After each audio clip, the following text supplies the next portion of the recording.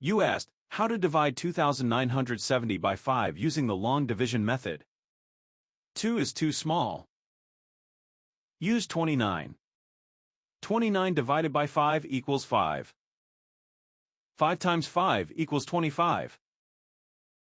29 minus 25 equals 4. Bring down 7, making 47. 47 divided by 5 equals 9.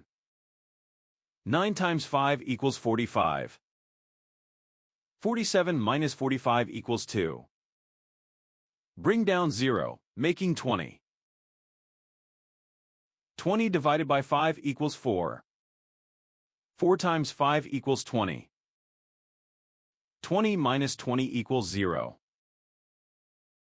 The remainder is 0. The final result is 594.